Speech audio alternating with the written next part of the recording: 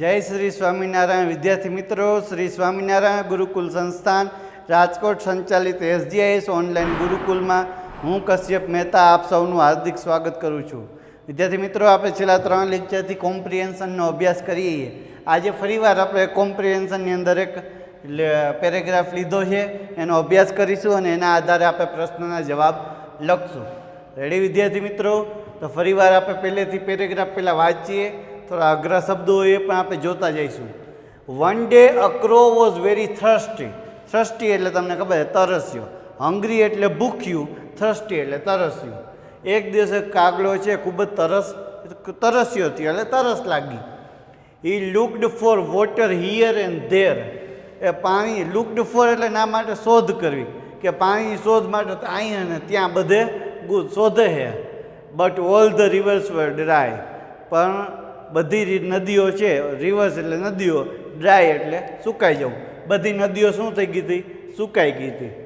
After some time the crow saw a water pot near a tree. After some time એટલે થોડીક વાર રહીને, the crow saw a water pot near a tree. કાગડાએ છે એક વૃક્ષ પાસે માટીનો ઘડો જોયો, પાણીનો ઘડો જોયો, જે આપણે જોતા હોય. હી ફ્લુ ક્વિકલી ધેર. એ ઝડપથી તે ઉડીને ત્યાં જાય છે. ક્યાં? પેલા પાણીના ઘડા પાસે. He looked in two the pot and so some water in it. એને છે એની અંદર, ઘડાની અંદર જોયું અને કે એમાં થોડું પાણી છે. But the water was far down in the pot. Far down એટલે ખૂબ ઊંડે. ફાર ડાઉન એટલે ખૂબ ઊંડે, કે ભાઈ પાણી છે એ ઘડાની અંદર સાવ તળિયે હતું. આપણે સિમ્પલ લેંગ્વેજમાં કહીએ તો સાવ તળિયે. And he could not reach it. Reach એટલે પહોંચવું. ખાસ વિદ્યાર્થી મિત્રો યાદ રાખજો, REACH રીચ એટલે પહોંચવું અને RICH રીચ એટલે પૈસાદાર. તો એણે જોયું કે પાણી છે ઘડાની અંદર, પણ પાણી છે એ ખૂબ જ કેવું હતું? ઊંડું હતું. The crow was clever. કાગડો છે ખૂબ હોશિયાર હતો. He saw some pebbles lying near a tree. Pebbles એટલે પથરા. પેબલ્સ એટલે પથરા. એ છે કે જોયા કે વૃક્ષની બાજુમાં થોડાક પથરા પડ્યા છે. એ picked up some pebbles one by one. એને તો આ પથ્થરનું શું કર્યું? એક પછી એક પથ્થર લઈ and drop them into the pot. અને એ પથરાને કેમાં નાખ્યા? ઘડાની અંદર નાખ્યા. The water come up to the top. એટલે આપણને ખબર છે પથરા અંદર ગયા એટલે પાણી આવ્યું ઊંચે સુધી. એ drank a lot of it. એમાં જે પાણી હતું એમાંથી પુષ્કળ પાણી પી લીધું. And flew away happily.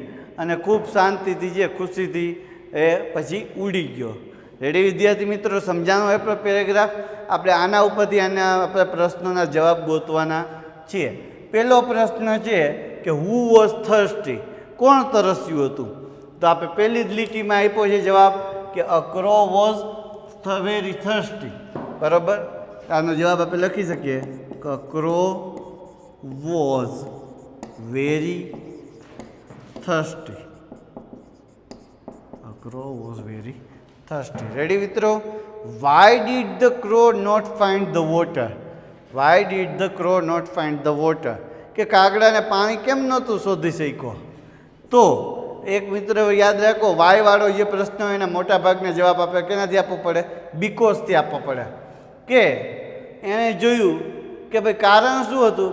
કારણ કે all the rivers were dry. કારણ કે બધી નદીઓ શું થઈ ગઈ હતી? સુકાઈ ગઈ હતી. હવે આનો જવાબ મિત્રો આ રીતે લખી શકાય: the crow did not find water because all the rivers were dry. The crow did not find the water because all the rivers were dry. કારણ કે બધી નદીઓ શું થઈ ગઈ હતી? સુકાઈ ગઈ હતી. રેડી? તો વાય વાળો બેતરો પ્રશ્ન હોય ત્યારે આપણે પહેલાં એનું વાક્ય લઈ, the crow did not find the water, કે ભાઈ કાગડાને પાણી ન મળ્યું. બીકોઝ ન શોધી શક્યો કારણ કે બધી નદીઓ શું થઈ ગઈ હતી? સુકાઈ ગઈ હતી. What did the crow C near a tree. બરાબર? તો કાગડાએ ટ્રી પાસે શું જોયું હતું? તો અહીંયા જોયું. આ આપણા ત્રીજા પ્રશ્નનો જવાબ. The crow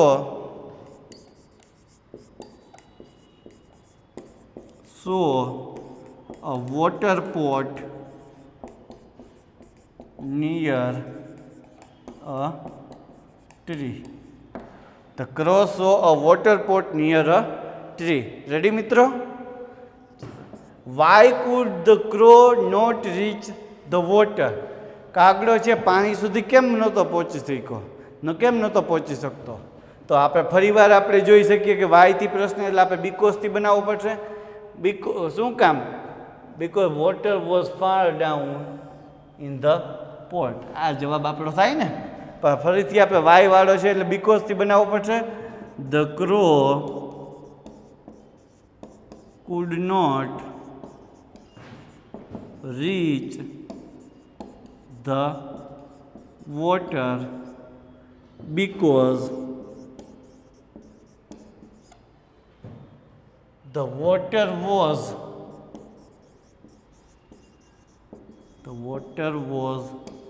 far down in the pot. The water was far down in the pot. Ready મિત્રો? Last question છે. What did the crow do with the pebbles? What did the crow do with the pebbles? તો એને શું કર્યું હતું? અહીંયા રહ્યું.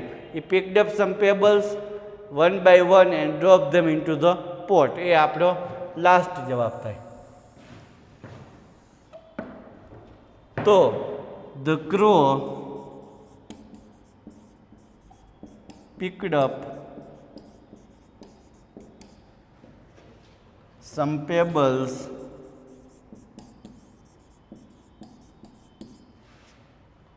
one by one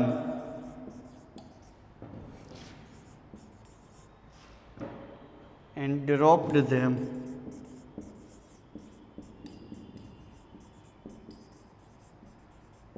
into the pot. છે વિદ્યાર્થી મિત્રો? એકવાર આપણે વ્યવસ્થિત પેરેગ્રાફ વાંચી જઈએ, એનું ટ્રાન્સલેશન કરી લઈએ એટલે સાવ ઇઝીલી આપણે છે કોઈ પણ આપણને ભલે ગમે ત્યાંથી આપણે ટેક્સ્ટ બુક સિવાયનો કે બહારથી ગમે ત્યાંથી પેરેગ્રાફ પૂછ્યો હોય આપણે ઇઝીલી એના આન્સર્સ છે એ પેરેગ્રાફમાંથી ગોતી અને શોધીને લખી શકીએ છીએ. તો આવી રીતે આપણે આજે કોમ્પ્રિહેન્શનની અંદર પાછો એક આ પેરેગ્રાફ જોયો અને એના પ્રશ્નોના જવાબ મેળવવાનો પ્રયત્ન કર્યો. તમારે પણ મિત્રો હોમવર્કની અંદર આના પ્રશ્ન જવાબ લખવાના છે અને તમારે એની પાછી પ્રેક્ટિસ કરવાની છે. એ ઉપરાંત મેં તમને કીધેલું છે કે તમારી પાસે કોઈ એવી જૂની ગ્રામર બુક કે એવી કંઈ હોય એમાં તમને આવા કોમ્પ્રિહેન્શન આપેલા જ હશે, અનસીન પેરેગ્રાફ કે જે આપણે ક્યાંય સિલેબસમાં હોતા નથી. તો એમાંથી તમારે એ પેરેગ્રાફ વાંચી એના પ્રશ્નોના જવાબ એમાંથી ગોતજો. કેવું હોય તો ડિક્શનરીની મદદ લેજો, તો ગૂગલ ટ્રાન્સલેટની મદદથી કોઈ શબ્દ ન સમજાય તો તેનું ટ્રાન્સલેશન કરજો અને છે એના જવાબ ગોતવા પ્રયત્ન કરશો તો તમને તમારી વોકેબ્યુલરી પણ વધશે અને તમને છે એમાં મજા પણ આવશે. રેડી વિદ્યાર્થી મિત્રો? તો આજે આપણે અહીંયા સુધી રાખીએ છીએ. જય સ્વામિનારાયણ.